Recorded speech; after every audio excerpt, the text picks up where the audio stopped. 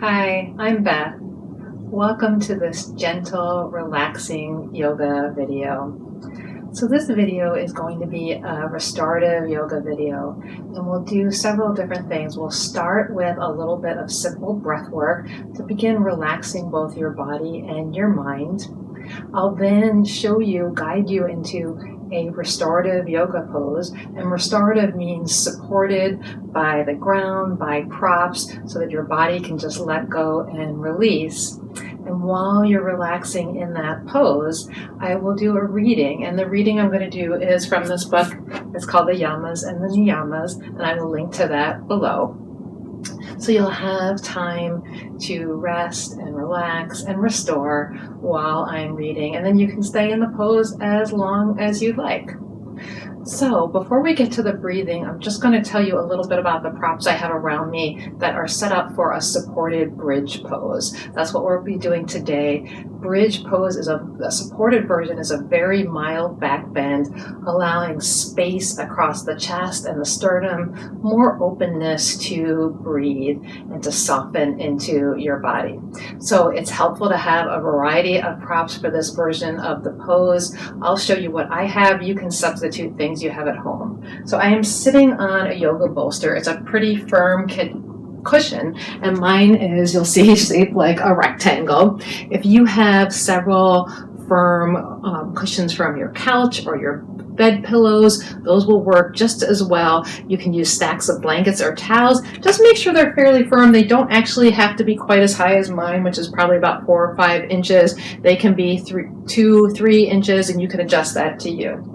And then at the bottom here, I have a blanket that is over 2 yoga blocks. You can use anything for that as well, a few pillows. That is where your feet are going to go. So it's not as important what's there. I mostly have the blanket over top to add a little bit of softness, but I have this long version of the blanket so I can wrap my feet, my shins, and I'll show you that too. And then around me, I have an eye bag. That's certainly optional. I have a small blanket at the top that we'll use for my head. I have another blanket on this side if you want to cover your body and make sure you stay warm during the pose. So take a moment, gather all of that, and then when you're ready, find your way into a comfortable seated position or simply lying down, however is comfortable for you. Personally, I think it's easier to do breath work from a seated position because it allows the body to be more upright. You don't have to sit in any kind of yoga position. Anything that is comfortable for you. Legs can be closer together or further apart. I think I'll leave mine a little further apart today. As long as your body is well supported in the floor so that you can be upright, so that you can already feel a little bit of openness in your whole front cavity where we're going to breathe into. So this breath is going to be a pursed lip breathing, and we're going to be emphasizing the exhale of the breath. The exhale is the part of the breath that is connected to our PNS, our parasympathetic nervous system, the part that helps us calm down, relax. It's our rest and digest mode. And so I said it's pursed lips breathing. It's pretty much what it sounds like, where you purse your lips together a little bit like this and breathe that way on the exhale. So you'll take a natural in-breath, purse your lips on the exhale, and I often teach it in terms of thinking as if you had a huge birthday cake in front of you and you were trying to blow out all the candles at once, but as slowly and as evenly as possible. So let me demonstrate, and then we'll do it together for a little bit. I'm going to take a natural breath in, and I can rest my hands wherever I'd like. And then as I breathe out, I'll purse the lips, slow breath out.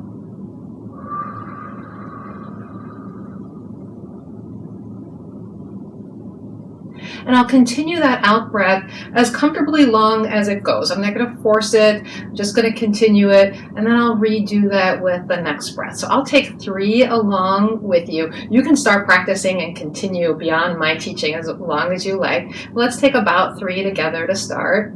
Breathe in naturally.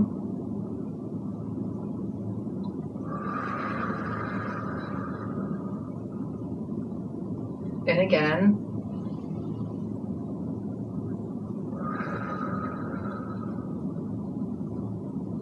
Breathe in.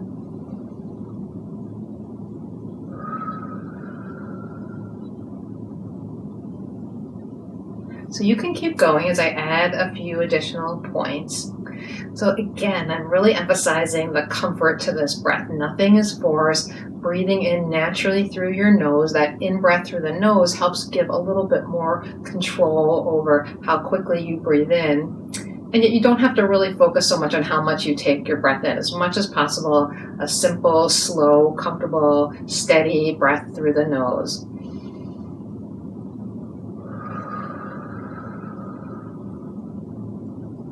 And it's okay if your breath in through the nose is maybe a little bit more short or shallow. If that's what's accessible for you today.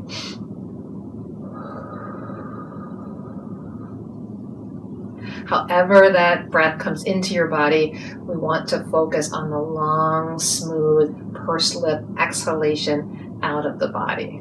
Let's try 3 more together again.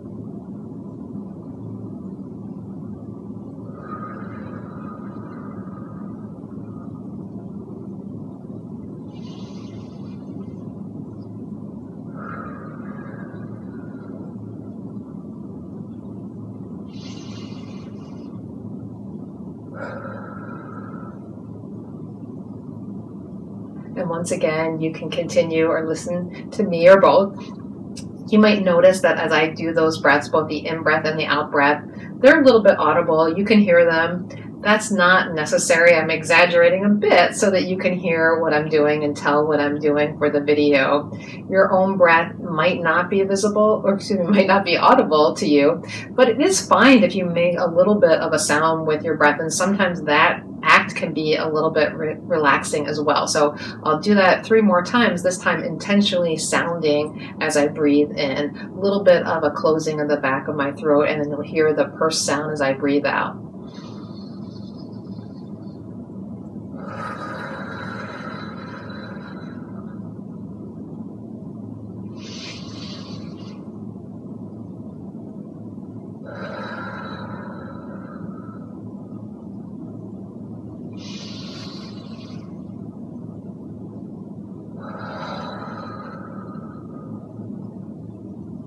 And then continue about 3 to 5 more times yourself.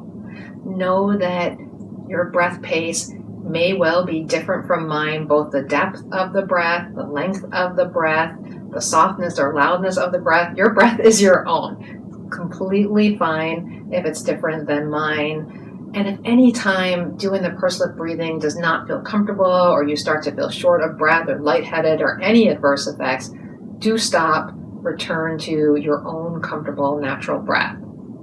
So take about 1 more to finish that pursed lip breathing, knowing that you can always pause the video and breathe longer in that method if it feels good to you. You can also use that anytime when you're trying to relax and want to focus on your breathing, especially if you're having trouble focusing on the in-breath. It's a great way to allow yourself to do a form of relaxed breathing while focusing on your exhale.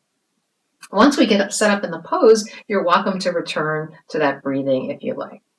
All right, so I usually tell my students the most challenging thing about this pose, it just can feel a little tricky to get into. So I'm already sitting on on my bolster. If you have your cushions, place them so it's next to each other. This part's going to go under your torso, under your bottom, and under most of your back. So you probably want it about the same length as mine, maybe a little less than a yard, 2 or so feet along, but everybody's body size is different. And keeping that in mind, if your body's wider than mine, you might want something wider. If it's narrower, something narrower might feel good. So adjust, please, to your own body.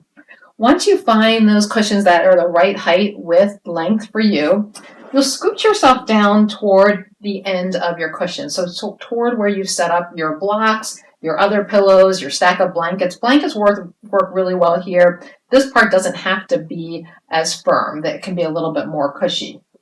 I'm going to place my legs right over this. Now you notice I don't have anything in here. If you want to fill the space with more pillows and blankets, go right ahead. You completely can do that. In fact, my ideal way to practice this is to have 2 bolsters length to length. I don't have 2 bolsters at home. If you have enough blankets, couch cushions, pillows, grab them and put them in there. I like having this blanket over the blocks because I can take the 2 ends of this long blanket and flip them together like this. So that helps keep my legs together. It just allows me to work less. So that's what I like about this pose. You don't have to have that. You can have another blanket on top. And I have this other blanket hidden behind me, really more of a snuggly Afghan that I use when I'm sick. And I'm going to flip this down over my feet. This is just if you want something to cover you and to help you feel warm. Feel free to wear socks. You can wear whatever clothing is comfortable. Now here's the kind of tricky part. As I lie back, I want the top of the bolster to come up right to the edge of my shoulder blades, but my shoulders and my head are going to be on the floor. So I'm going to get this back bend in my upper back with my chest open. Now I pre-positioned mine, so it should be pretty close. So I'm lying back and I feel like I'm a little too far back. Edge is coming up, not quite to the top of my shoulders. So all I'm going to do is scooch a little bit more down my bolster, lie back, and that feels pretty good. And I'm going to extend my arms to a T. I can draw my blanket up. And then I just have this real thin blanket here for my head. Because without this blanket, my neck is a little bit too open, and that's really a comfort issue. You can adjust that to how you feel. I prefer my chin in just a tad toward my chest, so that's why that feels really nice for me. You can stretch your arms out to any position. I like just that wideness, that space across my chest. You might like cactus arms. Overhead arms is fine too. Your hands can also rest comfortably on your body. My bolster's a little too high for that to be comfortable. They can be lower as well. And then the last thing, I have a little eye bag here. I have my glasses on, so I'm not going to put it on. But if I wasn't wearing my glasses, if I was actually practicing, I would take the glasses right off, place the eye bag over. You can use a blanket for that. You can use anything that feels good. So that's optional too. This is supported, reclined bridge. Allow yourself to start resting and sinking into it. Now remember, if there's anything that does not feel comfortable, before we give ourselves time in the posture, we do need to adjust that. So if something's not sitting right, really not supporting your back, you want to feel supported. There's a little bit of a gentle stretch in this upper part, but everything below, we really want to feel supported, as if we can just melt into the props. That's what they're there for. So you take your time to adjust or redo anything that you need to redo. And here's where I'm going to sit up so I can do the reading while you're relaxing. And getting out of this pose, I'm just going to sit up. But another way you can do that, I'll take the covering blanket off so that you can see, is you might want to first scooch your feet up to either side of the blanket or the bolster when you're ready to come out, and then either roll gently off or push yourself to one side so that you can come up and out of the pose. All right. So again, please take a time to get yourself a little bit more comfortable if there's something that's not quite working for you while I start this reading. So this book, The Yamas and the Niyamas by Deborah Adele, it's based on what are yoga's sort of ethical codes, ethical guidelines. They appear in the text, the Yoga Sutra, and it's part of what's referred to as the 8-limb path of yoga. So in the 8-limb path, the physical practice of yoga, or asana practice that we often think of the totality of yoga, is actually just one point on the path. The yamas and the niyamas are two separate points. They're the ethical observances in yoga. And the most important one, or sometimes called the most important one, is one that you may have heard of before. It's called ahimsa, and that means non-harming. So similar to the Hippocratic Oath that doctors take, it's the idea of a practice of yoga, a life practice of yoga, not just a practice of yoga on the mat, involves an element of non-harming. And Adele does a wonderful job in each of these chapters in really talking about how you can apply these principles to your lives. I'm just going to read a short segment from the chapter on ahimsa, or non-harming. And this part is about balance. And I chose this part of the chapter because I think that the pandemic has left many of us feeling very unbalanced. It's a time of our lives when we can harm ourselves just by being harsh with ourselves and having really high expectations for ourselves.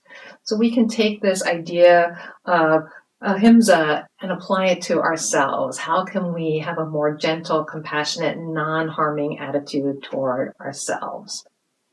Take one last moment to adjust anything, settle into a comfortable breath, whether it's your usual natural breath, or if you'd like to continue the pursed lip breathing, you can certainly do that here.